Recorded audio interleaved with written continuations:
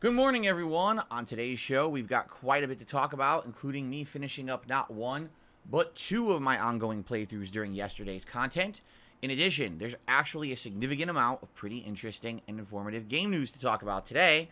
So, all this and more on today's Level 1 podcast.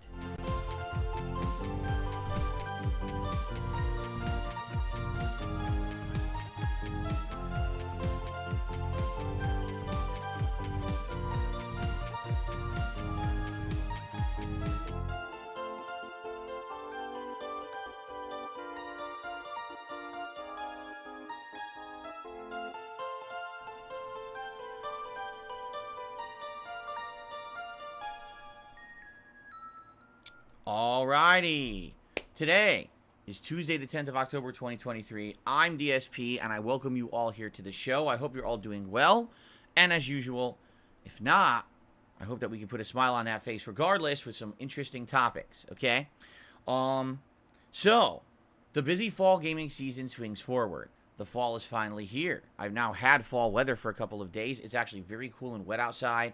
Puts me in the mood, right? For all the new game releases and all the fun. And the good news is, yesterday I finished up 2 ongoing playthroughs, which now clears the schedule. This will now allow me to focus in on the playthroughs that I'm doing and the new playthroughs that will be added, within the next coming weeks, and will allow me to actually make significant progress as opposed to be hung up on these lingering playthroughs that I'm not finishing. Also, because I did finish both the Resident Evil 4 DLC and Lies of P yesterday, this gives me a unique perspective on now what we're going to be doing in the next week or so, schedule-wise. And directly as a result of our discussions yesterday, this is going to help me to determine how and why I go about covering what I cover, notably the Modern Warfare 3 beta. Because yesterday we had a big discussion about it on this very podcast. You know, I enjoyed playing it a lot the other night, but for some odd reason, it was actually one of the slowest supported streams I'd done in weeks to months, and I didn't understand why. What was the correlation? But I was going to push forward regardless and play it again. Well, there is an update on that. It's not necessarily if I'm doing it, but when. Okay, because today actually is not exactly how I thought today originally was going to be. Schedule-wise, they changed. I guess they didn't change it, but it's just a weird thing with this beta. Let me explain during this show, okay? So, let's talk. I mean, what a great day yesterday. Wrapping up all the stuff that I had to wrap up. Today we have a bunch of game news stories. So, if you're interested in gaming news, you're in the right place. I think we have 3 major stories to cover. And they're pretty significant today. So, even follow-ups to stories from, that were the big stories from the last couple of weeks. And that's a great thing. So, buckle in and get ready for a spooky autumn ride of the Level 1 podcast. I don't think there's going to be anything spooky on this show. But anyway, all right, let's talk about yesterday, okay?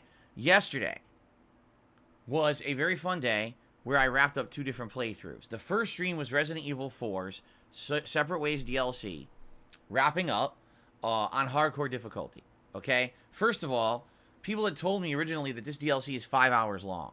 Again, it's just a blatant lie. Unless you're playing it on, like, baby easy mode, and you're rushing through, and you're not reading any of the logs, and you're not exploring, and you're not doing anything optional, and you're not upgrading your weapons. I mean, that's the only way I could see you beating this in 5 hours, honestly.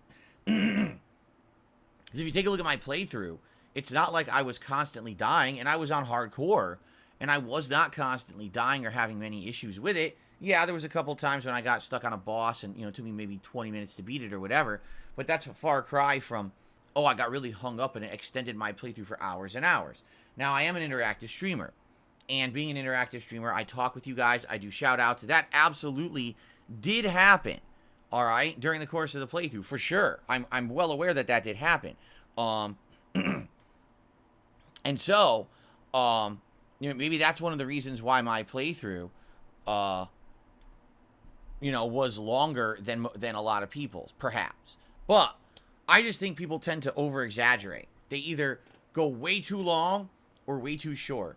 Whenever I ask, how long is this game, how long is this DLC, how long will it take me to beat it, I can never really estimate, If I get two numbers, I try to figure out somewhere in the middle, right? But in this case, a lot of people were saying it was a much shorter playthrough than it really was going to be.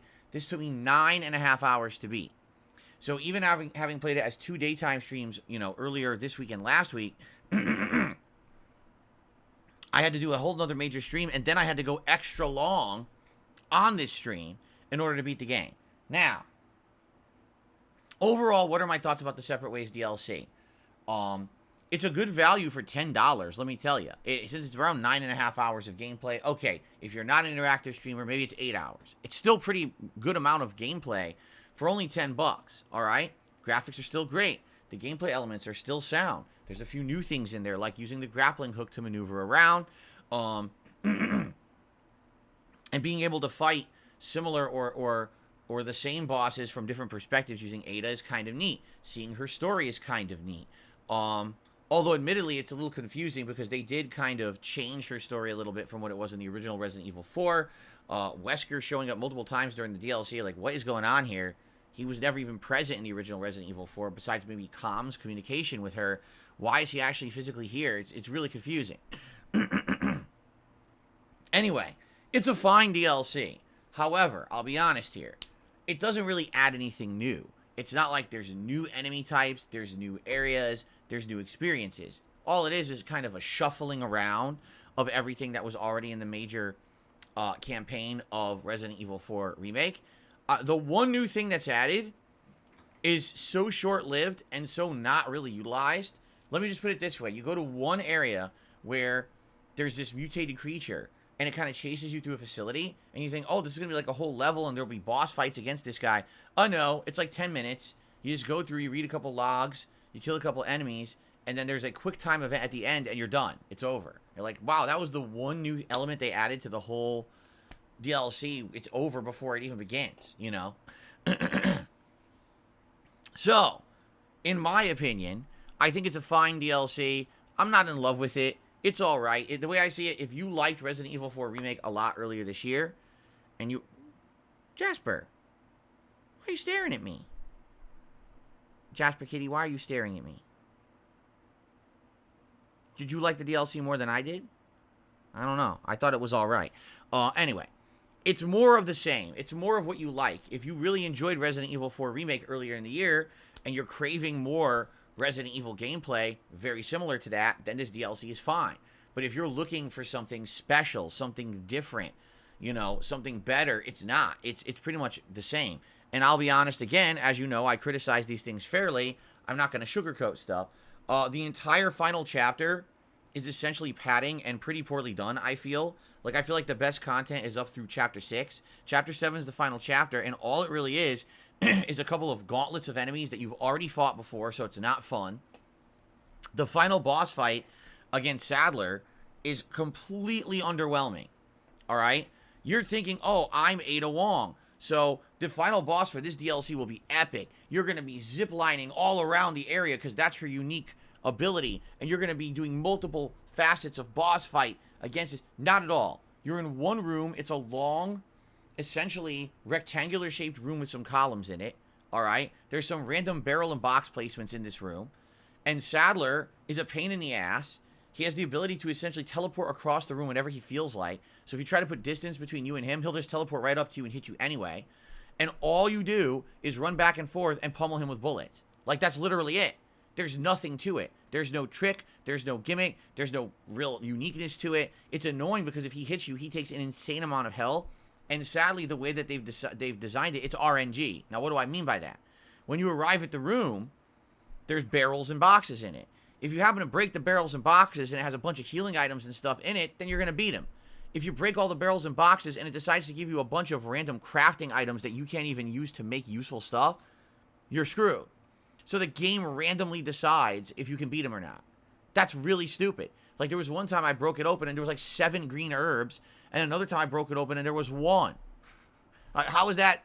How does it make any sense? If you have a boss fight like that, you should have a pre-established items in the room so everyone has a fair chance of beating him. Not, oh, one person gets lucky and gets it to one-shot him because there's a bunch of healing, and the other person can barely, survive at all. It's really dumb. Also, I will say this, the whole dodge mechanic in the game sucks. It sucked in Resident Evil 4, the original, and it sucks in this DLC.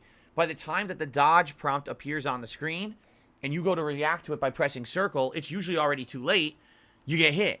So why even have a quick time dodge prompt if the game doesn't actually give you a fair chance to press it? Now, maybe it's a shorter window because I'm playing on hardcore, but it's a critical component of the game. You have to do it to win in these boss fights, and it's just too fast. It's really stupid that they did it that way. So, to me, I didn't like the final boss fight. I thought that they should have implemented a lot more uniqueness to the whole Ada Wong gameplay, and they didn't. It just felt like you could have been Leon in this boss fight, and it would have been exactly the same. I don't know why they implemented it like that, because it felt very, very underwhelming. And then there's a final gauntlet.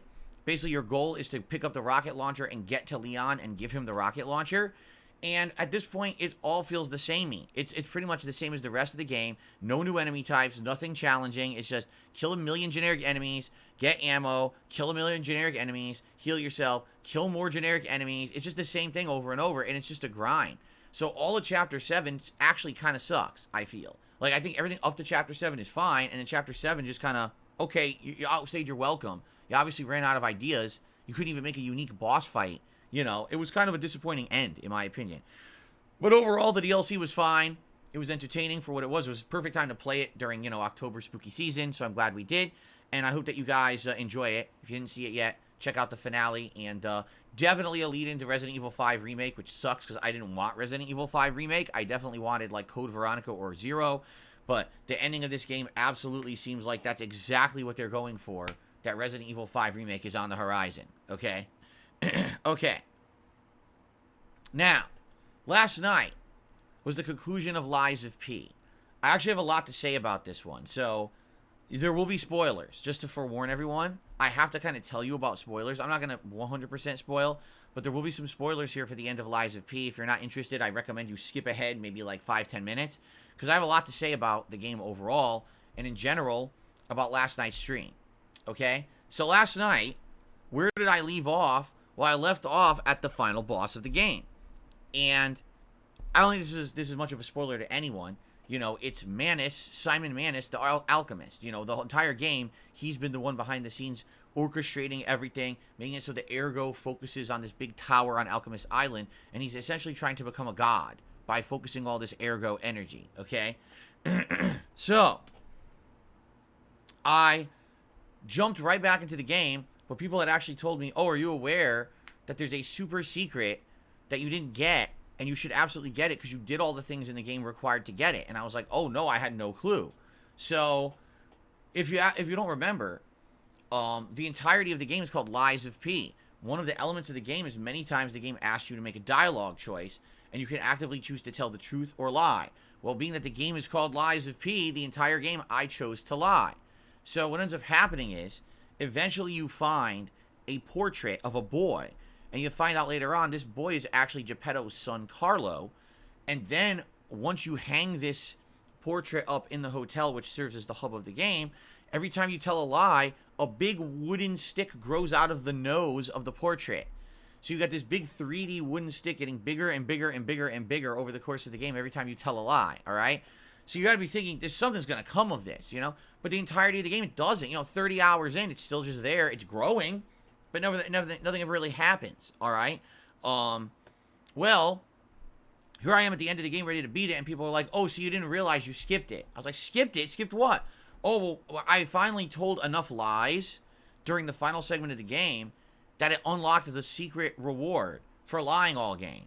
Oh, what is that? So what happens is you go back to the hotel, and the nose comes off the portrait and morphs into a like almost like a kung fu like bow staff that's made of gold. And I guess it kind of reminded me of Son Goku, from the lore of Journey to the West.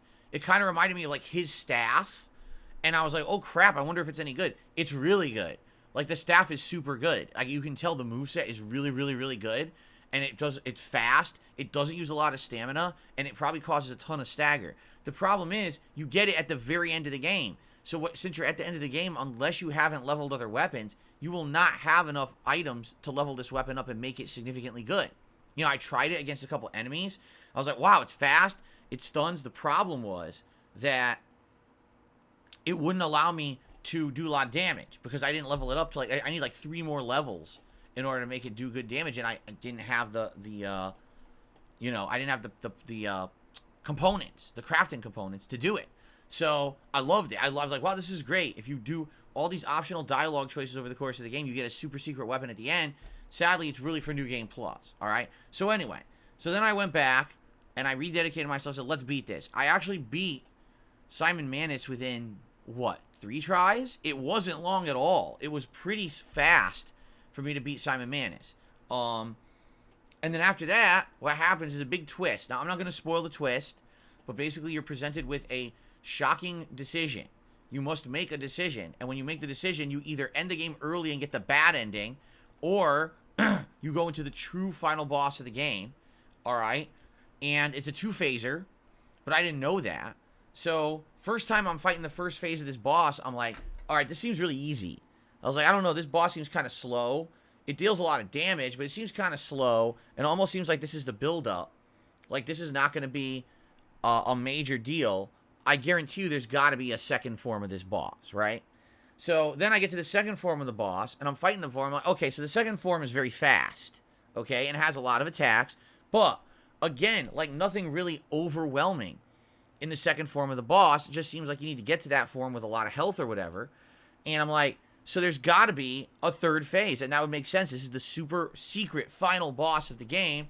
There's got to be a third phase. So, I think I want to say I replayed the final boss 3 times. And on the 3rd time, I actually beat the second form. And I'm like, okay, here we go. 3rd form. I can't imagine what this is going to be. This is going to be wild. And then the game popped an achievement and the game ended. And I was like, what? Now, why did I react like that? Because I had heard that there were streamers who spent upwards of 5 hours trying to beat the final secret boss of this game. That it was so hard for them that they spent hours upon hours grinding on this boss to try to defeat it, and they couldn't do it. Like, they were like defeated or whatever, okay? And when I beat it, I was like, so immediately, of course, here comes the hater brigade. They all storm the stream, and they're like, you see, the only reason that you beat that boss so quickly is because they nerfed it. Remember, they nerfed the game. They nerfed everything in the game. And I said, no, they did not. Oh, yes, they did, Phil. Why don't you just admit it? Why don't you admit you couldn't beat the game legit? Why don't you just admit the only reason you beat the end of this game is because... I was like, no. They didn't nerf it. So I pulled up the patch notes live. All right? Here's what they nerfed in the game. The mini-bosses, okay, now stagger easier and have less HP. The bosses of the Archduke, the King of Puppets, and the Simon Manus boss fight were made easier, meaning their HP was reduced and they became easier to stagger. They also added more crafting items to the game. They also made it so that you had more carrying capacity. So, if any thing is to be justified here, I will admit, yes, by the time I got to the end of the game, I have more carrying capacity. So maybe I was able to have a little bit more armor, right? And maybe an extra amulet, I don't know, compared to what other streamers had by the time they got to the end of the game or whatever it may be. But that's it. The final boss was not altered. It's exactly the same for everyone, okay? So I love that you get these idiots who absolutely have to try to discredit any possible thing that I could do that's good. They did it with Sekiro. Do you remember what happened with Sekiro? By the end of Sekiro, I had gotten pretty good at the game, at parrying particularly. And so when I actually got to the final bosses and challenges of the game, it wasn't really kicking my ass anymore. Do you remember the final boss of Sekiro and everyone said, oh, it takes everyone, again, like 5 hours to beat it? I beat it in 20 minutes. My final part of Sekiro was insanely underwhelming and like an anticlimax because everyone's expecting this giant epic showdown final boss, and I just like do this. Spank him around. And people couldn't handle that. They got upset. Oh, you know, Sekiro's ruined. Ruined? Why? Because I didn't get dominated by the final boss? How does that even make sense, right? By the way, hold on a second. I'm going to close my blinds a little more because as you can see, it's getting brighter now.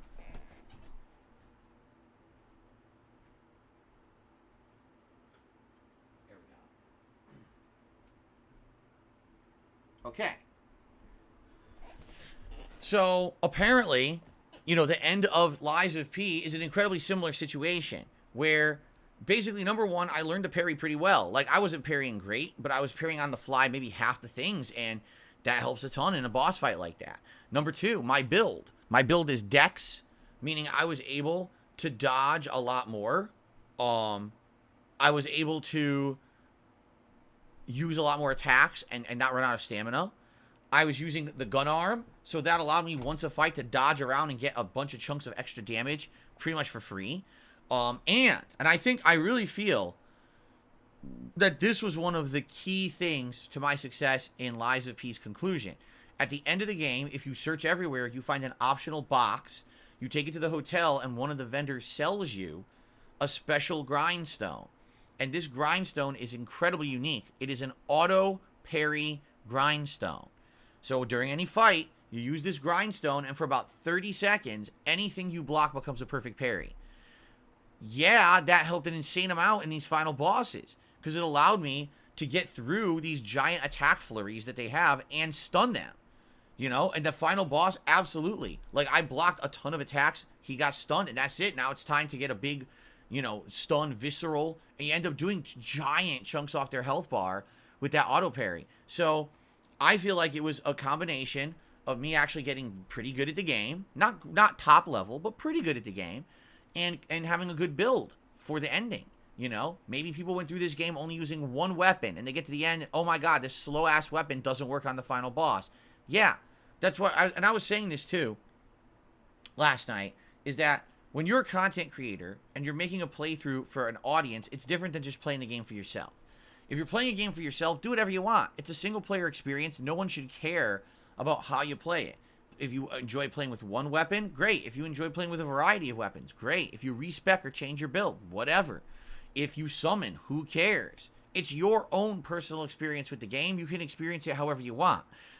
But when you become a content creator and you're trying to entertain a live audience, you have to do things a little differently. You should explore the lore. You should look for hidden items and secrets. You should take on optional bosses. You should try a different build. Like, I feel like someone who goes through a game like this and uses the same weapon the whole game, do you know how boring that is to watch? Maybe for you it's easy because you learn it and now you've mastered that weapon type. So for you, oh, I can just coast through the game and it's not a big deal. But for most people watching, that shit is incredibly boring. Who wants to watch the same weapon the entirety of the game? And I've learned that myself from experience, playing these games over the years, and watching others as well. It's boring to just see the same thing over and over. People want variety. If you're fighting a boss, you get an epic boss weapon, try the goddamn weapon, right?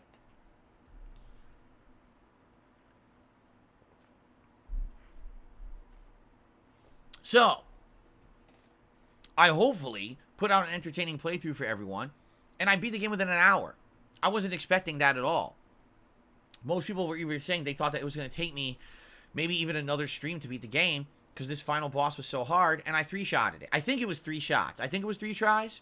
I'm sure people will now correct me and say, no, you're wrong. It was like 4 or 5. But I think it was 3 tries that I beat the final boss. Again, it was exactly the same situation as Sekiro. I'm going into a final boss where everyone says it's super hard, it's going to take you forever, and I just steamroll right through it, done. Right? So, overall thoughts on Lies of P. Dude, that game is amazing. Like, no exaggeration. I went into it with no expectations at all, thinking it's just going to be another Soulsborne knockoff. This game is not a Soulsborne knockoff. This game has love for that formula and tries not only to follow it in a very respectful way, but extrapolate upon it in certain ways that are really good. The dialogue trees are really interesting. That the way you choose dialogue can change things that happen in the game and the different rewards you get. I think that the gameplay is outstanding. Again, it's a hybrid between like Bloodborne and Sekiro. and that's really good. The hybrid worked, okay? The graphics were absolutely outstanding on the Xbox Series X. At no moment did I ever feel choppiness or problems with the graphics at all. The game performed absolutely beautifully. Even during the final bosses with insane effects and things going on, I never saw an issue with it, all right? The level design is exactly what I want from this kind of game. Every level is hand-designed by the game designers to have challenge and have little hidden secrets around every corner, or maybe a malicious trap or enemy that gets the jump on you. And it all feels like it's well done. Unlike the open world of Elden Ring, where after you go halfway through the game, it's very boring and repetitive. Nothing in this game feels boring and repetitive. Everything feels fresh. Until the final stage, they are still introducing new enemy types. Every boss in this game is unique. There are no easy mode, copy, paste, repeat bosses.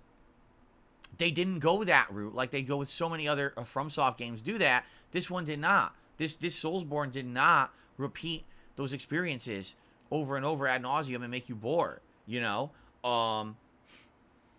Basically, the way I see it is this game knew, or these game developers knew, Bloodborne 2 ain't ever coming. If it was going to be made, it was already going to be made. So they wanted to take up the reins and say, well, since there's not going to be a Bloodborne, let us take up the reins, and we'll use a lot of attention and care and respect to make a really great game. I mean, the lore of the game is also outstanding. I followed the lore of Lies of P the entire game, and it made sense. And at the end of the game, not only do you get a resolution to your plot line that's satisfying, there's a huge twist at the end that lets you know what they're going to be working on next, and it's different and interesting, and it throws you for a loop. You're like, what the? Seriously? So I'm excited for the future. If we can get other companies outside of FromSoft to make this style of game and make them well, like this one, the future is bright. My problem is we really haven't had that yet. You look at Lords of the Fallen, the old one, not the new one coming out, but the old one, and Neo, or Wolong, or Thymesia, or Steel Rising, or one of the other 5 million copycat games. They're nowhere near as good of a product as what FromSoft would have put out. I kid you not. If this game did not say it was made by another company, I would have thought this was actually made by FromSoft. It has that level of quality and production value to it, and that's an amazing thing. So when you say to me, well, did you like the game? Is it going to be one of your Game of the Year contenders? Abso-freaking-lutely yes. There's no way I would not consider this for Game of the Year. It's so good. I'm so pleasantly surprised with how good this game was that it blew me away, actually, because I didn't expect it to be that good. And then it's a pleasant... So in a year of underwhelming releases and games that really underperformed for me, this was the game that, like, shockingly, pleasantly surprised me. And I wish we had more of these, honestly. I really do. I almost skipped Lies of P. I almost did. If it wasn't for it being on Game Pass, I likely would have skipped it. But thank God it was. And I was able to give it a shot, and man, it's an outstanding game. It really is.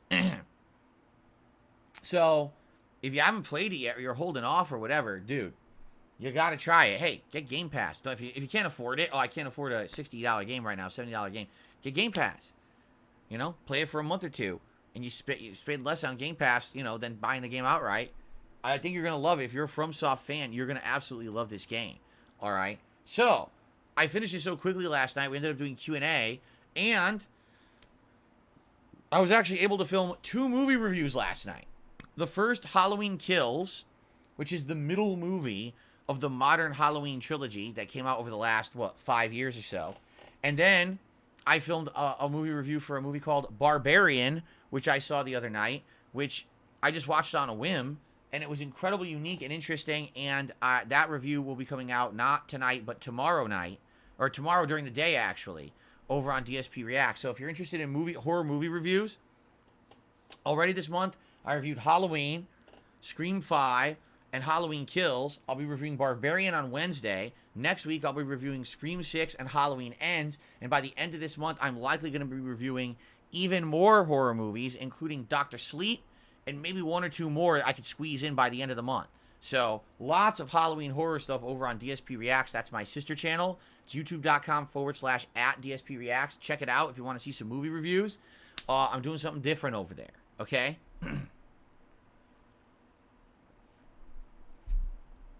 So, yesterday was a crazy, awesome, outstanding day. Seriously. Like, I really had a great time yesterday.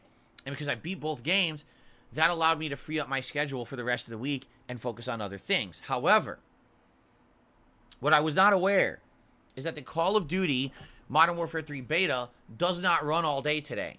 It ends during the day. Someone actually said it might have ended by now already. And I'm not sure about that, but it ends during the day. It doesn't run all day tonight. So because of that, I wasn't able to do another Modern Warfare 3 beta stream tonight on the late stream like originally I thought I might do. So because of that, we're going to do something a little different.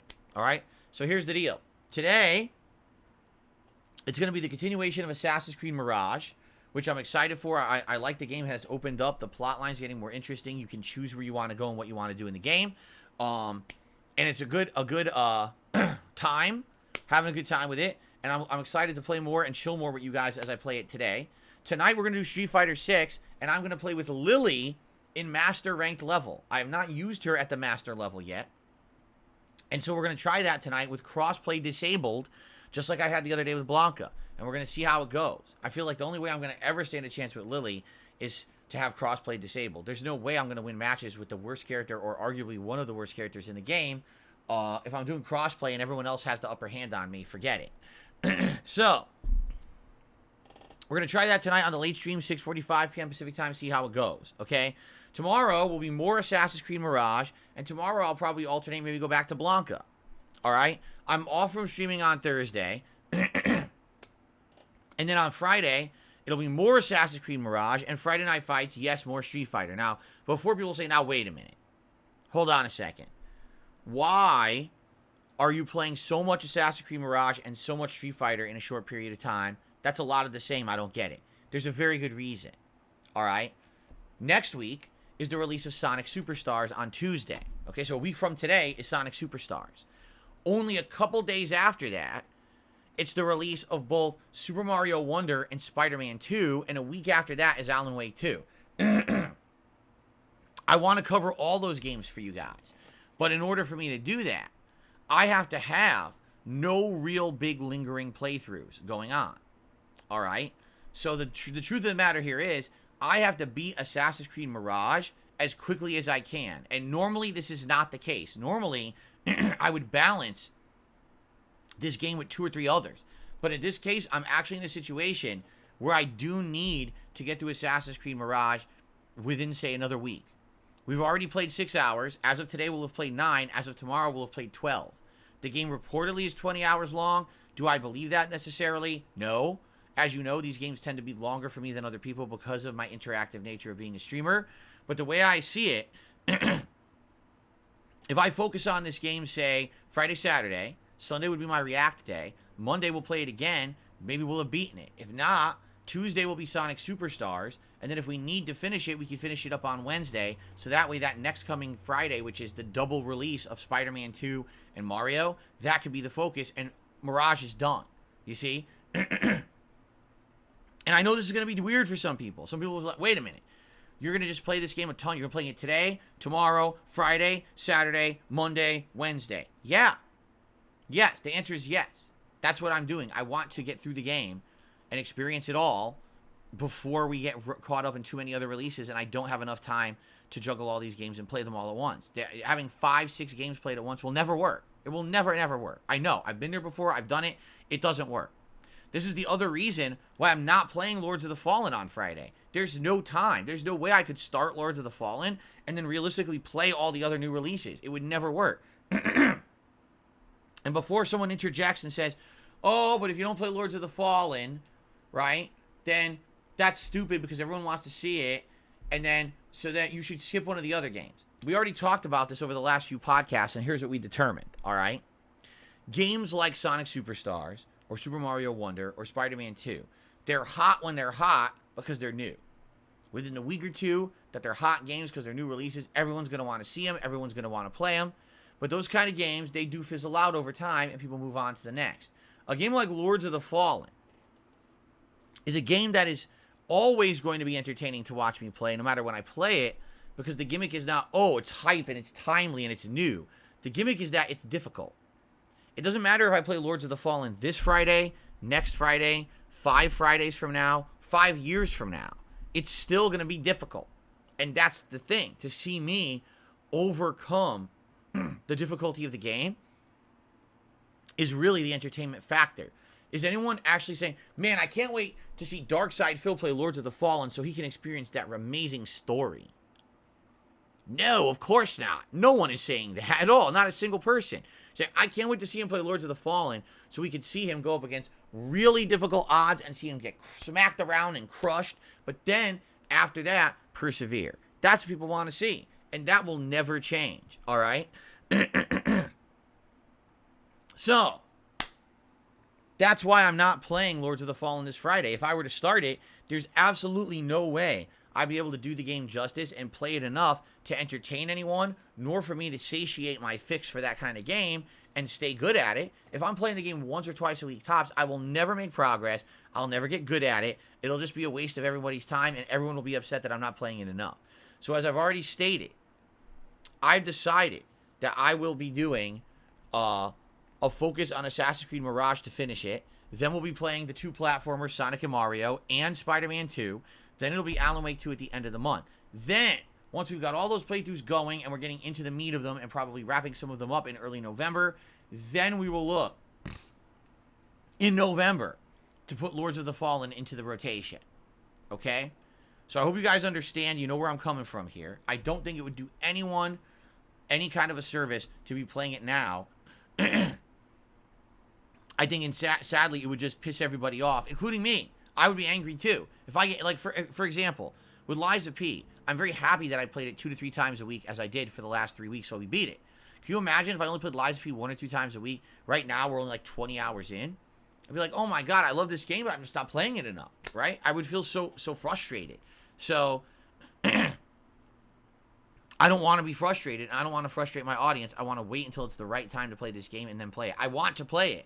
In fact, if anything, because Lies of P was so good, my curiosity is now piqued. Could possibly another company in the exact same time frame of Lies of P come out with another Soulsborne game that's not made by FromSoft that's really good? That would be remarkable if this year we get 2 back-to-back. And then they go in head-to-head to determine which was better. And then at the end of the year, I have to determine which is better or worse in my Game of the Year awards. Oh, man. Oh, man. So, let's see how it goes. But for now, that's the deal. So let's go through the schedule. Today, Assassin's Creed Mirage and Street Fighter Ranked Match Play Master Level with Lily. Tomorrow, Assassin's Creed Mirage and likely more Street Fighter, either Lily or Blanca. If people want Blanca, I'll go back to Blanca, or maybe I'll do a second session of Lily. I'm off tomorrow. Excuse me. I'm off from streaming on Thursday. When I return on Friday, more Assassin's Creed Mirage and Friday Night Fights, and the Friday Night Fights is going to be either Blanca or Lily again. Now, Saturday is where things will get a little different, because Saturday is the open beta for Call of Duty Modern Warfare 3 on Xbox consoles. So what I'm planning to do then is Assassin's Creed Mirage and do more of the Modern Warfare 3 beta on the Xbox side of things on Saturday night. And the cool thing about this is apparently it's going to be different maps from what was available on the PlayStation 5. You know what I really hope is there? Terminal. I think Terminal is everyone's map that they remember.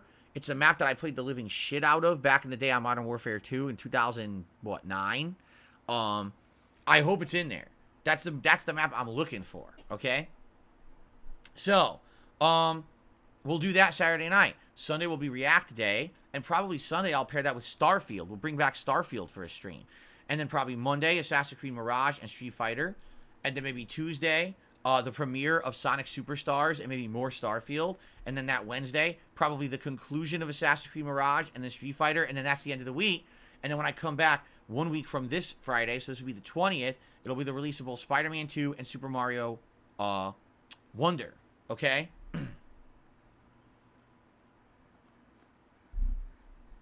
So there you go. Now, guys, gals, and everyone out there, I do need to appeal to you in the next few weeks. And here's what I mean by that. In the next few weeks, I now have to buy a ton of games. All right? Just think about what I just said. I have to buy Sonic Superstar, Mario Wonder, Spider-Man 2, and at the end of the month, Alan Wake 2. And that's at a minimum. okay, at a minimum in a short period of time. In addition to that, bills and things come due. In addition to that, this month, I just found this out this morning, okay? Here's the way it works with YouTube.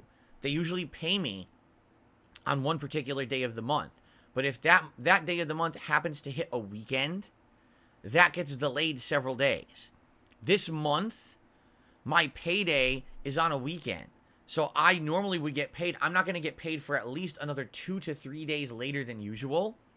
So not only do I have to afford all these games in the next 1 to 2 weeks, which is abnormal that I would have to buy that many games in a short period of time, I also have to pay all my bills, and I'm not getting paid by YouTube at the right time. So right now, yeah, I'm actually in a really tight spot. All right? Now, is it the end of the world? Is the sky falling? Am I going to get thrown out into the street and have to live in a cardboard box for the rest of my life? No. Do not listen to any moron who tries to spin what I'm saying right now into something toxic and nonsensical and full of conspiracy theories. It's not. I'm being transparent with my audience. Basically, for the next few weeks, things will be financially tight for me because of reasons. Usually, it wouldn't be. It wouldn't be a big deal. But I have to buy a bunch of games that normally I wouldn't be buying, and it's a short period of time I have to buy them in, and it coincides with a month when my payday from YouTube is coming on a weekend, which means it's going to be delayed several days than it usually would be. All these factors, like the perfect storm of stuff happening at once, okay? So why am I bringing this up? Because if you want to help out right now, tipping me would help me tremendously. Now, you might have noticed we lost 100 members in the last week. 100% true. Yes, that sucks. By the end of this month, I would love to get that membership goal back up to 650, where we were. Like, that was my goal, and then look how many we lost because those gifted memberships expired, correct? But you have to understand that right now, I have to look at big picture stuff, short-term, long-term. Right now, short-term is way more important than long-term, meaning tips right now would help me tremendously to get through these next 2 tougher weeks until I finally do get paid by YouTube, until, you know, I buy all these games and all those are out of the way and all of that. All right? So please, if you can, tip me in the next couple of weeks. All right? I don't usually say stuff like this. In fact, it's been many, many months since I told you guys, hey, man, please just do this if you can. But now I'm actually in a situation where this is going to affect me in the next couple of weeks. All right? So if you were thinking of already contributing, you like the content, you're excited for all these new playthroughs I'm doing, you want to see it keep going, please tip if you can. If you can. If you cannot tip, it's fine. All right? I don't want anyone going crazy. I don't want anyone going beyond their means. I don't want anyone bending over backwards. I'm just saying, if you're a regular who attends the streams, you'd like to help out right now, tipping is a great way to do that. If I saw a distinct increase in tip support for the next 2 weeks, it would actually allow me to sit back and more relax. Right now, I am kind of tense and on edge because I looked this morning, I was like, oh, you got to be kidding me. This is the month when not only do I have to buy all these games, but now my pay gets delayed for like several days, and I got bills in that time. Like, how am I going to pay those bills when my pay is getting delayed? I'm like, oh, shit. All right? So, please, if you can, tip. All right? And that's all I'm going to say. I don't need to sit here and harp on it, but it would be great if every stream, like I've been telling you guys, I've been hoping every stream we can hit the tier 1 tip skull. Yeah, if we could do better than that, that would help even more, right? I mean, if you remember, that was the idea, is that previously I was trying to hit tier 2, tier 3 on certain streams, and we haven't been doing that in a very long time, where it's been consistent, almost never. So, yeah, if you were choosing to support my streams in any way, tipping would help right now, all right? So please do if you can. And then once I get paid eventually by YouTube later in the month, things will be more alleviated. It won't be that big of a deal anymore. But the problem is the delay is actually going to kill me. There's like 2 bills that are going to have to clear that usually would clear right away, but they can't clear because my money's going to be delayed. So now not only do I have to buy all these games, but I also have to pay these 2 other bills with other money before I get paid by YouTube. It's like, this sucks. It's just life, though. This is what happens, you know? And you know, eventually, long-term, I hope that there's ways that I could fix it or get out of it. I actually talked about this the other day, where long-term, I feel like things will get better. It sucks because right now, if the world didn't change in the last 3 years, things would be better for me right now. I have stayed way more financially responsible in the last several years, you know, and The whole goal was stay the course, keep plugging away, make good content for my audience, entertain them. They'll support you. You guys absolutely have. This is not a complaint in any way, shape, or form. I am so eternally grateful for the fact that you guys support me as much as you do. But the whole idea was that within a few years of me declaring bankruptcy, I was going to be able to refinance my home. This house that I live in has tons of equity in it. And the whole idea was that maybe I could refinance, and I would be able to get some cash out, and that would allow me not only to have some money in savings, so now I don't have to worry about this kind of stuff anymore, but I could actually fix things in my house that have been broken for years. I have a bathroom that's been broken for over 2 years. The shower doesn't work, the toilet doesn't work, the thing's falling apart. I can't do anything with it. I have no money for it. I have a broken dishwasher in my kitchen. I have cabinets that, no exaggeration, the drawers and doors are coming off the walls. And I just don't have money to do anything with it. And normally you say, well, you'd be able to refinance your home. I can't, because in the United States, we've had record high inflation, and they raised interest rates so much that if I were to refinance my home, I'd have no money out. All I'd be doing is shooting myself in the foot. When I bought this house 9 years ago, I got into a good interest rate, and I locked into it. If I were to refinance, I'd be going for an interest rate so much higher, my payment would balloon, and I would have no money for anything. So now I have to wait. I have to stay the course again. It's like I already did it for many years. I got to keep it up for another 3 to 5 years. I got to stay the course, wait for the markets to adjust again. Inflation will go down. Interest rates will go down. And then I can refinance and finally get the benefits of owning this home. Right now, I literally cannot benefit from owning this home. I'm stuck. All right? And that's what I mean. Like, so people are like, well, Phil, we don't want to contribute because we feel like you're never getting better. Actually, in reality, things are getting better. If you haven't noticed in the last several years, I don't do marathon fundraisers anymore. Don't have to. When we do a marathon, it's for fun. Hey, contribute if you want during the marathon. That helps a lot. But I'm not sitting here saying we got a giant goal. Let's hit that goal. And come on, guys. It's not a fundraising event anymore, right? I'm not sitting here screaming about money constantly anymore. I don't have to. That's a good thing. I don't want my content to be all about that. I think that's dumb. I want to have fun with you guys. That's the point. And then making a living doing it is secondary, correct? But it all goes hand in hand. And I appreciate how much you guys have helped me and supported me, even with all the insane amounts of slander and insane conspiracy theory and everything on the internet about me. That's bullshit. I appreciate you guys still enjoying the content and supporting it, all right? So all I'm saying now, next couple of weeks, matter-of-factly, transparency with my audience, tipping would help me tremendously. Tipping right now would be absolutely the way to go to help me out and get me through this couple of weeks where things are going to be tight. And then once we're done with that, we get back to normal. Don't have to worry about it again. All right? Because I am nervous. You take a look at this. You're like, oh my God, I dipped like a bunch of members. It sucks for sure, but that's not the end of the world. And that's also a long-term deal. I got to get through the next 2 weeks before I worry about next month. You see?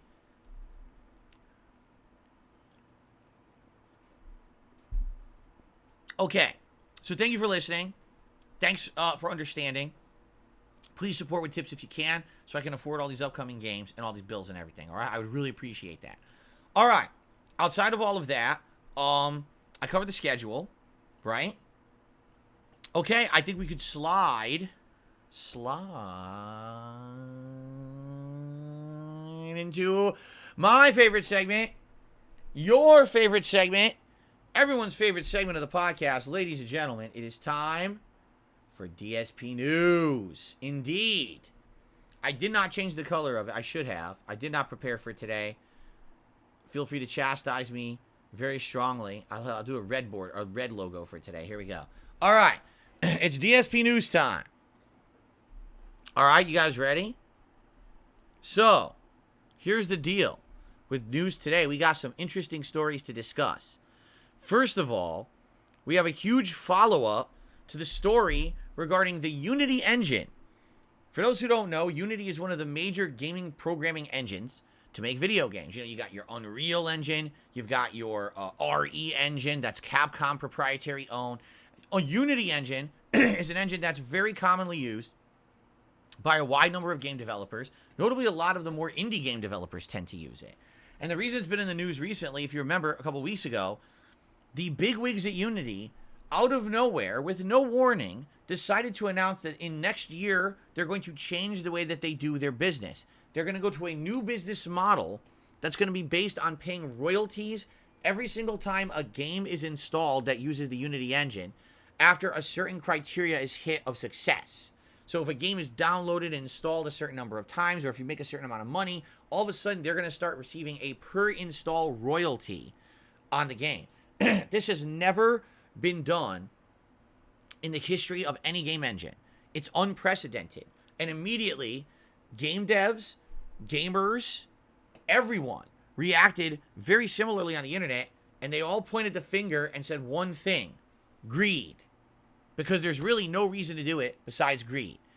This company, whoever's in charge, decided on a whim they want to make more money for literally no extra work. So how do you do it? Change the model by which we license our game engine to make more money, because it's defaulted that you make money for every install. Okay? Now the problem with this is that you've got so many game developers using the Unity engine, big and small, that this could literally put companies out of business. There's people who have a business model based on the existing Unity agreements of how to license the engine. And if you change it to this new model, they just can't afford it. What about companies who can't really track who installs their game? What about piracy, where people install the game against the company's will, shouldn't even have it, right? And so Unity's answers for this have been awful. They came out with a public statement about a week ago saying, oh, so what we're going to do is we're going to change it up. Now, piracy won't be counted for installs, although it will. And what you'll have to do is account for the pirate installs and tell us after the fact, and then we'll credit you. What kind of an answer is that? That's not an answer at all. That still destroys the companies that can't afford it. If they got to pay it up front and get credited later, it doesn't solve the problem. Now, I'm not here to discuss the ins and outs and all the intricacies of the model change. We already talked about this weeks ago. But I'm here to talk about the repercussions, because basically within a few days of that change being announced on the internet, the entire internet rallied against Unity and said, no, you're wrong. Anyone who's in charge and made this decision, you have no idea what you're doing. You're not in touch with the customer base. You're not in touch with gaming at large. You're basically greedy. So you have two choices. Choice number one, completely backtrack on this, back out and don't do the change. Or number two, go out of business, because everyone's going to drop the Unity engine, even if it means to severely hurt your own company that only knows how to code in Unity. Who the hell wants to keep coding in Unity if they can make these kind of greedy changes at any moment and essentially keep you hostage? Because there's companies that are halfway through development of the game, and on January 1st, they have to decide, do we keep developing our game under Unity, or do we start over from scratch, because this could bankrupt us? Think about that, all right? So, what are the repercussions? Well, for about 2 weeks, there was about nothing. And then all of a sudden, yesterday, boom, it finally hit. Unity president, CEO, chairman, and member of board of directors, John Riccitiello, is retiring effective immediately. He's gone, ousted from the top spot at the company. So what does that tell me? It tells me he's the one who basically either came up with the idea, or he's the one who thought it was great and he green stamped it for approval, right? So this is honestly a good thing. When someone is in charge of a company and is so out of touch with the fucking reality of the situation and doesn't understand that a giant change that they're making is going to be so toxic and negative towards the customer base, they should not be in charge of the company. All this says, this guy is so out of touch with reality that he didn't even understand the stuff that he was approving. How could you not know that completely changing the agreement of your engine to become this different kind of monetization model, that it wouldn't hurt others? How could you not know that? Either you're completely ignorant, so you're a moron, or you're completely immoral and you don't care because all you care about is the bottom line, making money for the shareholders. So what is it? Was he a complete fucking moronic idiot, or was he a completely immoral, greedy piece of dog shit? Wow, I don't think either answer is correct. So I think what happened was, after the insane public backlash happened, the board of directors sat down with him, because he's one of them, and probably said, dude, you fucked up. Like, no one likes us right now. We went from being one of the most respected, game engine companies on the planet to now the bottom of the barrel. No one wants to work with us. Everyone's saying they're going to dump it. They're all waiting for an answer. They all want to know what we're going to do, because they're all saying they don't want to do this new model, and you basically are killing our company. So they basically probably talked about it for a week or two and determined that this guy is the toxic cancer that's going to kill the company. They got to cut him out. It's sad, but at the same time, don't feel so bad. All right? Why not? This guy's filthy fucking rich. This guy, he's already been at the top of a million other companies. He's actually been at the head of Unity for like 9 years. He's run other companies. This guy is a bajillionaire. You don't have to worry about this guy. He's riding out on his golden parachute, shooting 2 bottles of Crevassier, his rocket jets out of his ass, with golden flakes coming out of his bunghole, and he's going to land inside of a giant vat of caviar with big rivers of fucking gold coming down on it. This guy, you don't have to worry about him. He'll be set for life. He never has to work another day in his life. All right? That's how these people are. I hate to say it. These fucking people. Why do you think he didn't understand the repercussions of his decision that he green stamped to say, let's change the Unity Engine's monetization model? Because he's fucking rich. He doesn't get it. He's not here in reality with the rest of us. He doesn't see how people bust their ass for a living. He doesn't see how people are scrounging around trying to get games out at a certain date, trying to make money on a hard-pressed project, and the fact that a lot of these companies are reliant on an engine like Unity so that they can actually distribute their game properly. He doesn't get any of that. You know what he sees? Dollar signs, ledgers, profit and loss printouts, and he has to talk to his fucking shareholders about how much money they're going to make this year because they own stock in Unity. That's it. That's all he fucking does. And he sits there and he makes these giant sweeping decisions about the company. This is the guy in charge. Yes, that is correct. I'm not going to get into the history of it, but execution, I just said he did similar shit when he was at EA. You're absolutely right. These kind of people, they tend to move around. So he does the same shit at EA. He's out of there. He comes to Unity, does the same shit there. He's never going to change. But he'll still keep getting paid millions upon millions and millions of dollars for doing this shit. And it's like, wow. So it's like, oh, he's out. No, he's out. But understand, he's going out with insane amounts of pay, and he's set for life. And these people fail up. I mean it. These people make mistakes and then get fucking rewarded. Do you remember Don Matrick?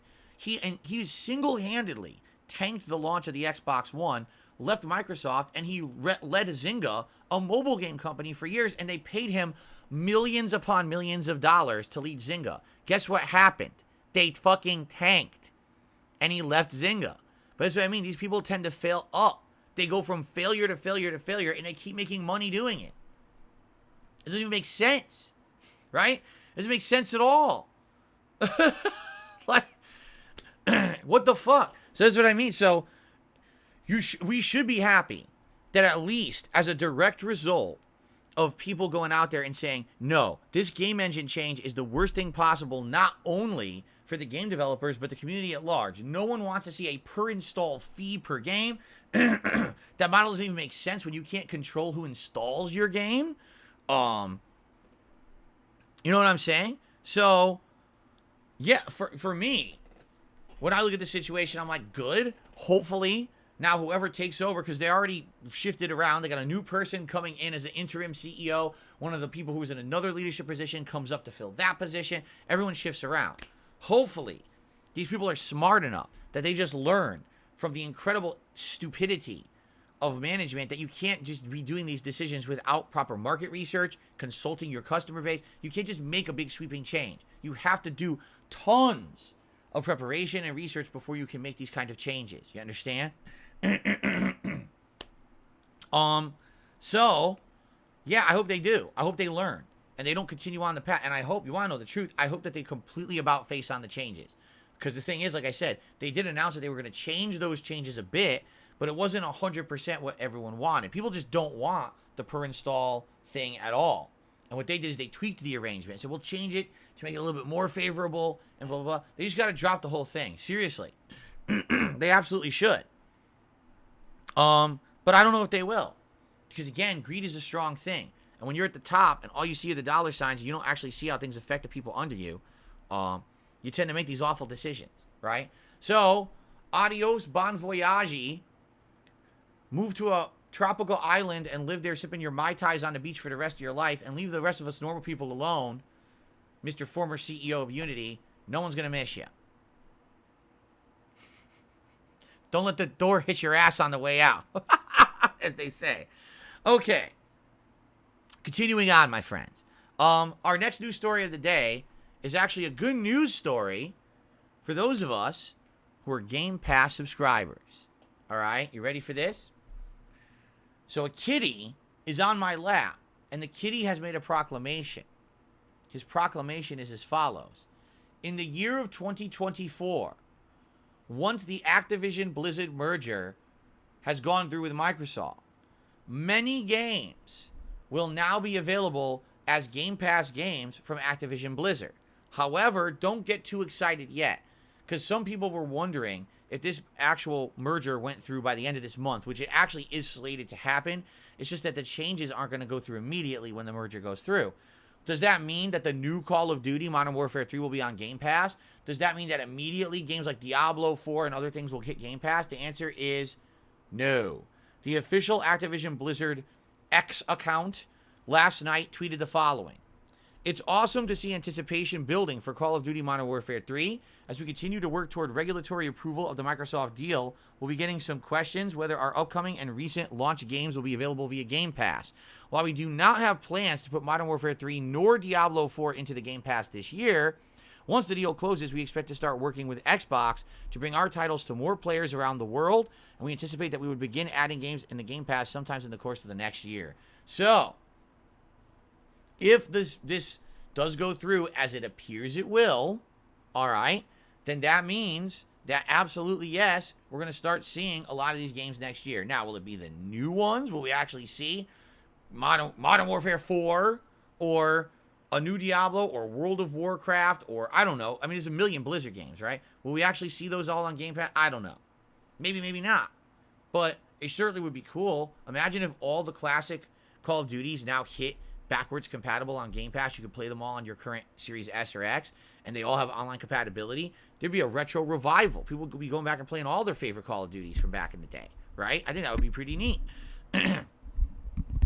So first of all, I'd like to personally thank Jasper Kitty for this announcement, because he's the one who brought it to us today. And if it wasn't for him, we wouldn't have this very good news for Game Pass subscribers next year. So everyone say thank you to Jasper Kitty. He's going to go back to the floor now. Say thank you, Jasper. Oh, he's purring. Oh, you silly boy. Okay, to the floor with you. All right. Okay. Drew Corporation, I guess I wish you the best. He's claiming that he's in dire straits, and I guess, like, headhunters or loan sharks are coming to get him. I'm serious. Someone in the chat named the Drew Corporation is wishing us all the best, is saying apparently goodbye forever. Well, Drew Corporation, I wish you the best. If you can't come up with the amount of money you owe in the next 24 hours, I would say fall off the grid. Right? Fall off the grid. Can you? Can you completely fall off the grid? Do you have a way to do that? Right? Unplug from the world. Disconnect all your shit and just head out there and try to fall off the grid for like 6 months and see what happens. Maybe they'll forget you. I don't know your situation. He said the wildest thing. He's like, he owes people thousands of dollars and they're coming to get him and he doesn't know what to do. I'm not sure that my stream chat is the best place to ask for advice. That's the only thing I could think of. All right.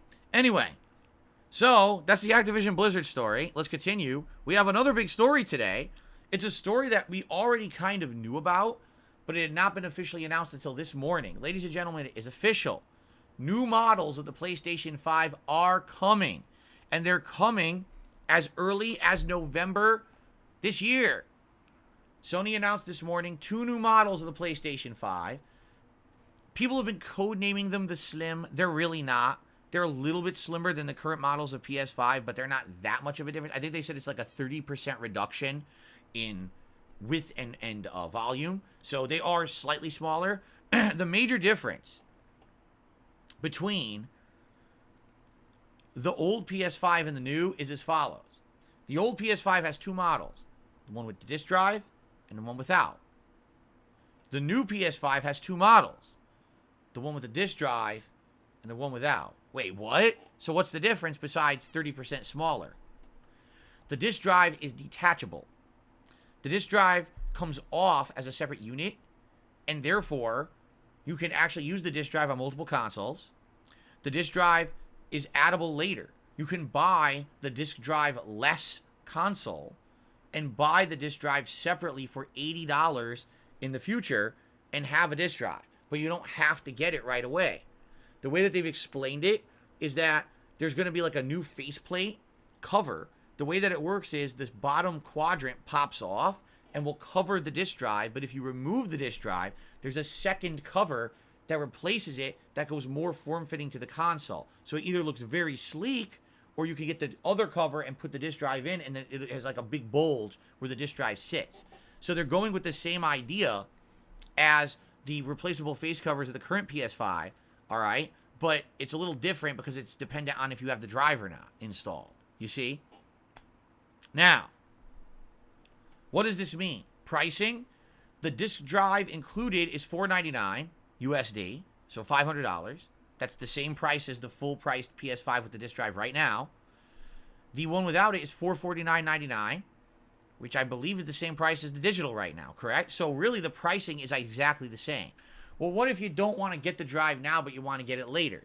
Well, the drive will cost $79.99. So, yeah, that might be how they get a lot of people. Maybe you get the diskless one first, and later on you determine you need the disc, so you go and buy the drives, and now you end up paying more money for it. So that is kind of a catch. All right, that's one. Now, what else is different about the console? Is the processor better? No. Are the graphics better? No. Is the speed better? No. So what's different about the console? There's slightly more storage space. The current PS5 models have 800, is it 825? Shit, I didn't screenshot. Oh, I did. It is. The current PS5 models have 825 gigabytes of storage space. These new models will have a terabyte. So, like another 175 gigs. It's not a huge difference, okay? But, now, why on earth are they doing this? I'll tell you exactly why they're doing this. COVID just completely showed these companies that they can't be frivolous anymore and they can't overspend. What they wanted to do is they wanted to do exactly like they've done with previous console launches, and they want to have all this hoopla around it, and they want to make it so that everyone wants the one version or the other version. There's all these discussion around it and hype around it and all of that. But what ended up happening was COVID destroyed all of that because there was no resources available in the world to keep manufacturing these consoles. So there was insane delay, and it took 2-3 years for people to be able to buy one. So yeah, it was a big problem. So what they're going to do, and I guarantee you they will continue to do this from now on, they're going to streamline the manufacturing process for their consoles. Meaning, PS5 is literally that. It's just a PS5. There's no digital only, disc version, and they're completely different manufacturing. No. They're going to make one PS5 from now on, and this is going to help with the supply chain issues that they had with the current models, you see? If you want the disc drive is manufactured separately, and it could be bundled in, but at least they're mass manufacturing just the one model. This will save them a ton of problems and logistical issues that they had with the current PS5, you see? So, I think it's a smart move. I think they should have done that ages ago. I don't know why they didn't. It's kind of weird, The same components are inside of both models of PS5 now, but it's just silly because they have two different manufacturing processes because one has the drive and one doesn't. So it's different, and that's what screwed it all up. So, the way I see it, the move makes sense from a Sony perspective, okay? Surely and purely from a Sony perspective, it makes sense. But, for example, question number one, if you already own a PlayStation 5 console, should you get another one? No. It's the same console. Everything's identical inside besides storage space. If you're going to do anything, upgrade the hard drive in your existing PS5. There's absolutely no reason to buy. This is not the PS5 Pro. It doesn't, and the space saving is also negligible. It's only around 30% narrower and 30% lighter. It's not like going from the ginormous bulky PS2 to the PS2 Slim, which was tiny. It's nothing like that whatsoever. It's almost equivalent. If you take a look at the pictures of the thing, it almost looks identical to the original PS5. It's very close. So, the way I see it, the only people who should be running out now to get this new model of PS5 are people who just don't have one. And you want the latest one, that's a no-brainer. Then get it. But I don't foresee people saying, oh, I just need the newest PS5. There's literally no difference. It's the same console you already own. You'd be an idiot to buy a second one. Okay? Now, when is it coming out? Like I said, November. Supposedly it's going to hit certain retail stores in the US and also the PlayStation Direct website. And then what they're saying is there's going to be a slow rollout of this new model to all retail stores over the course of the next year. They've also officially announced they have ceased production on the current models of PS5. They're done with that. They're no longer going to be making those. So what's out there in the field, what's out there to sell is out there, and that's it. Once those sell through, they will no longer be making the older version of PS5. Only the new one will be manufactured moving forward. So that's kind of interesting, because what I foresee happening is when the new PS5 hits shelves in November, everyone's going to want it, and the older PS5s may actually see some price slashes, which would not be a problem because it's the same console. You understand? It literally is the same. But that's how consumers are. They want the new thing that's bright and shiny. They don't want the old one. So they're probably going to go for the new one. And they're going to want to spend on that. And people, well, I don't want that old one. I'm just going to wait. I'm going to wait for the new one to be available. Right? So, maybe an opportunity, a window of opportunity. For many of you out there who don't have a PS5, you've been waiting. Perhaps we will see some price drops on the old model PS5 in the next few months into the early new year, and you might see them go, like fly off the shelves because the price dropped because they're trying to get rid of, liquidate that old inventory to make room for the new consoles that are coming out. I don't know, but it's interesting. Okay, it's interesting.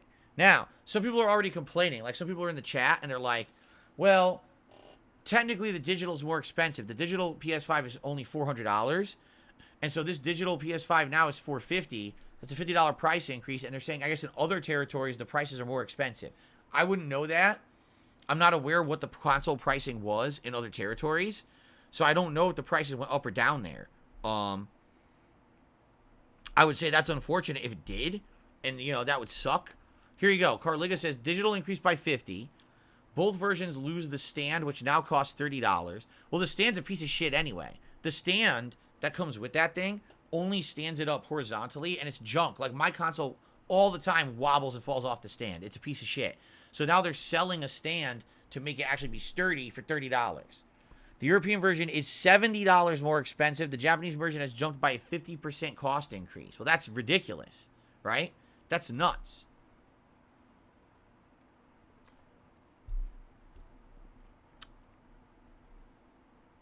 Yeesh. Well, thank God none of us live in Japan right now, right? I mean, holy shit. You spend double or 50% more for the same console. I mean, that's nuts. Anyway, so, yeah, that is the deal. That's coming out in November, supposedly. If you're interested, you're in the market for a PS5, maybe you want to look for the new one, or maybe you want to try to get a discount on the old one because it's on the way out, and people probably... Oh, Jasper, I'm sorry. People probably would not want it. My sunglasses landed on poor Jasper Kitty. I'm sorry, buddy. That was an accident. They got caught. My sunglasses got caught on my cleaning cloth and went flying. I'm sorry, buddy. Did not mean to startle you. You did nothing wrong. Don't worry. You're a good boy. Give him some pets now so he calms down. I'm sorry. He got so startled. They landed right on his back. He's like, what the hell? Okay. Now hold on, Jasper. Don't make me regret being nice to you. Now you're not going to chew this wire now. He's starting to chew a... No, you're not. You're not doing that. You were being so good. Jasper. That's it. Why are you acting up? Look at this. Oh, my God. put this right here so it's out of your way. Stop chewing wires. Oh my goodness. You're a crazy kitty. You're a crazy kitty. He tried to bite my finger. Okay. Anyway. So, that is the news for today, my friends. I hope that you enjoyed the segment. So, that's really what I got for today. Well, we're going to do some shout-outs and see if we have time. I don't know if we'll have time for Q&A today, simply because with the news and everything, we went kind of long. But let's see. First of all, on the YouTube side of stuff, looks like Richie Dubs gifted a membership, and it went to No Sleep Real Vibes. Congratulations, No Sleep Real Vibes. And I hope you enjoy the membership. And, of course, be sure to thank Richie for the gifted membership, right? So thank you for that.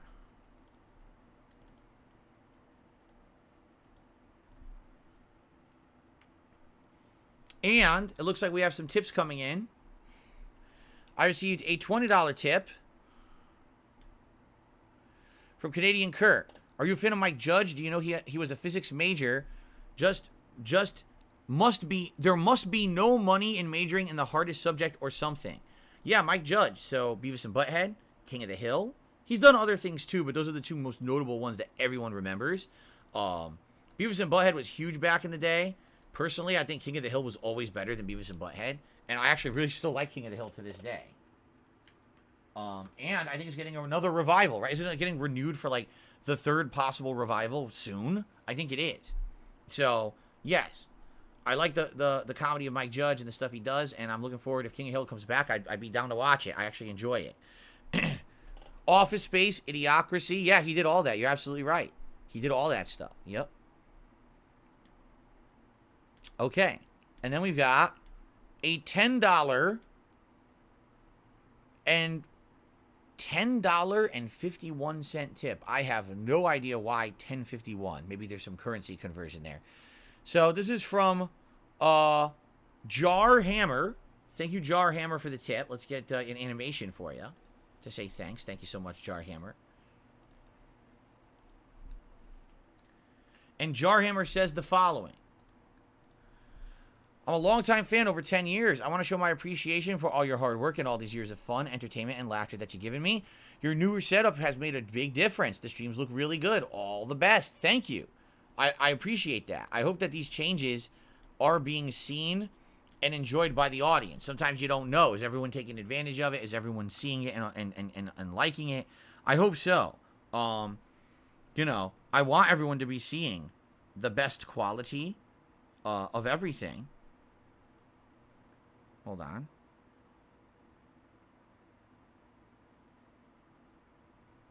For sure, I want everyone to be seeing the best quality of everything I do, right?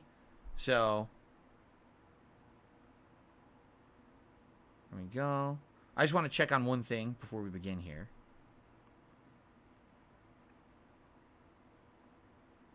Yes, I received a $20 tip from 1 Minute Man. Now, I've confirmed that, but now I want to take a look and see, did I get an email for it? Something happened. For some odd reason, I'm no longer getting emails. Oh, wait. Yes, I did. Oh, my God. That was weird. It was ultra delayed, and then it showed up. All right. Well, I got it. So I did receive a $20 tip from 1 Minute Man. I just want to make sure there's any message. No message. Just the $20 tip as usual. Thank you so much, 1 Minute Man, for your support. I really, really, really appreciate that. So let's play an animation for him. Let's get that added. And the good news is, that means we are starting off today hitting the Tier 1 Tips goal. Now, as I've already said earlier, allow me to reiterate, the next couple of weeks are financially tight for me because of two factors. Because number one, I have to buy a lot more games than I normally would be buying. And number two, because of the timing of YouTube paying me this month. So if you want to help me out the most, please tip me in the next 2 weeks. That would help tremendously, more than anything else. And I understand we are dipping in things like memberships. I get that. But tips would help me a lot right now, you know? So please, if you can, please tip me to support the streams. Thank you in advance to anyone who supports in any way. But the tipping would be a great way to help out more right now until I basically get everything cleared with YouTube, and then we're good for the rest of, you know, the month. So, okay. So thank you for that. We have hit the tier 1 tips goal. All right. Real quick, if we have a little bit of time for Q&A, if anyone wants to talk, please ask me a question, tag me in the chat. We'll see what you guys want to chat about this morning before we get into Assassin's Creed. Okay? Willow was enjoying the 1440p video quality. Again, that's one of the things I improved. Even though it says 1440p, it's basically upscaled, just so you guys know. And it's not going to be a huge difference, except that you should not see frame rate drops as much, and it should not pixelize during action sequences. It should look a lot better. So, Carliga, I don't know about rumors. There's rumors about Elden Ring DLC. I don't want to talk about that because rumors are rumors. And it doesn't seem like it has validity to it. Jade, hope you feel better. Hope the Benadryl doesn't knock you out too badly. I already watched Barbarian. I've already reviewed it. The review comes out tomorrow on DSP Reacts.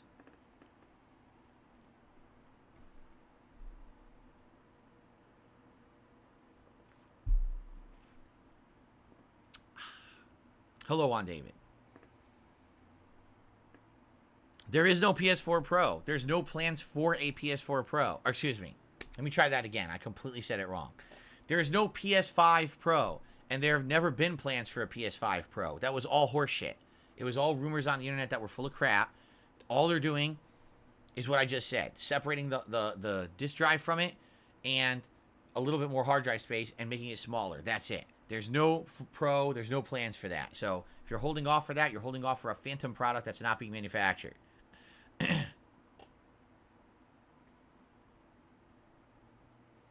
Scream 6, I'm going to watch and review next week, as well as likely Halloween Ends. I'll probably watch both of those next week and review those for you guys. And then I'll have time maybe at the end of the month to watch and review some more movies. We'll see. Jade says, no Honda. I'm not using Honda tonight. No, I want to do Lily tonight for sure.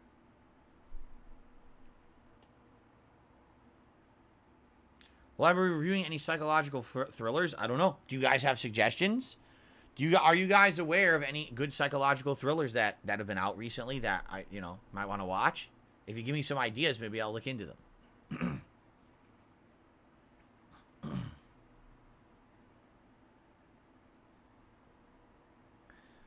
Am I going to play Mario or Spider-Man for the main stream? Spider-Man. Spider-Man will be the daytime stream and Mario would be the late stream. Babadook I've already seen. Hereditary I've already seen. And I've already talked about both movies a lot here on the streams. So I don't know why I would review them this late.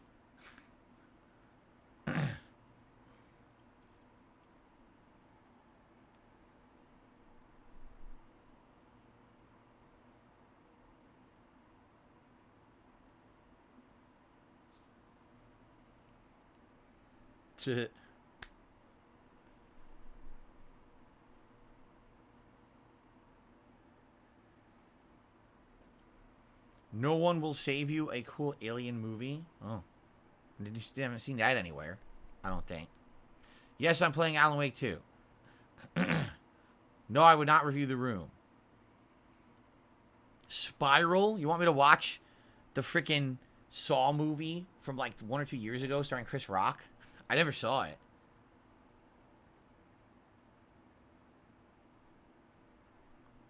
No, I'm not getting the new PS5. Why on earth would I get a new PS5? What? I literally just finished talking about it, saying there's no reason to get it. Why would I get it?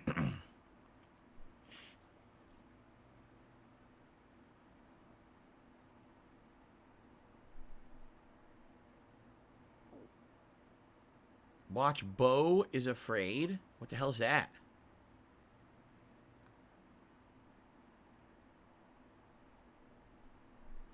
Jacob's Ladder I saw ages ago. It's a really weird movie.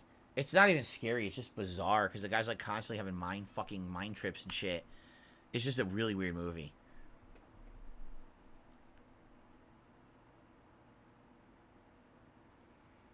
Will I keep crossplay off in Street Fighter 6 for the foreseeable future? Can we not agree that was a much better experience when I did it the other day? We'll try it tonight with Lily and see how it goes. But I just feel like I had a superior experience, so I don't know why I would turn crossplay back on. Every time that I played crossplay and I played a crossplay player, it always felt like they had the ability to react faster their stuff was always coming out. They never dropped anything. Well, it was the flip side for me. I felt like I was underwater. The reactions were coming out slower, and half my combos dropped. So to me, it's like, why would I put myself into a disadvantageous situation? Why would I handicap myself when I'm supposed to be playing at the highest level of gameplay in the game? Why would I want to shoot myself in the foot before I start, right? I'm not saying I would always leave it off forever. I'm just saying, especially now, these initial matches where I'm trying to establish myself at a higher level of gameplay in Street Fighter, I think I should leave it off. Am I going to review or watch the Five Nights at Freddy's movie? Well, the problem is, isn't it only on Paramount? And that sucks. Like, I'd like to see it, but do I really want to get a whole subscription just for the one movie? If you guys really want to if you absolutely want me to watch the Five Nights at Freddy's movie, I guess I could get the free trial, because I've never done Paramount. Is it Paramount? Is that what it is? Paramount Plus? I've never done it. So maybe I could do that 1 month free trial that they do. But the problem is then that my free trial is done only for one movie. I'd never be able to get that again, you know? So, let me know. Let me know what you want. If you want to see, I think it's the 27th that comes out. If you want me to watch it, let me know and I'll have to look into it and figure out how to do it. It's Peacock, it's not Paramount Plus. Okay, I've never had Peacock. Who the fuck would you have Peacock? Is that NBC? What the hell does NBC make? Why would you want Peacock? What is on there? It's probably a bunch of TV shows. How is Jason? I don't know. You have to ask him. Oh, you can't understand his answers under that hockey mask. He mumbles a lot, I heard. It's like, hey, Jason, how you doing? You're like, huh? What'd you say? And then he stabs you. Oh, shit. That's his distraction tactic. That's what they don't show you in the movies. Jason just mumbles, and you're like, what'd you say? And then he just, like, chops your head off. That's how he distracts his victims.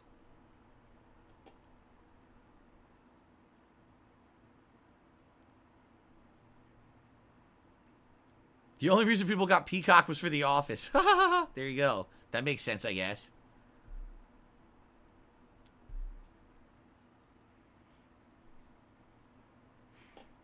Okay. All right, guys. I think it's time to, let's adjourn. Let's end the show. So that way I can get ready here for Assassin's Creed Mirage. I want to thank you all for a great podcast today. I enjoyed talking about yesterday's finale games, and also the news was great today. And thanks for chilling with me, and thank you for the early support. I really appreciate that.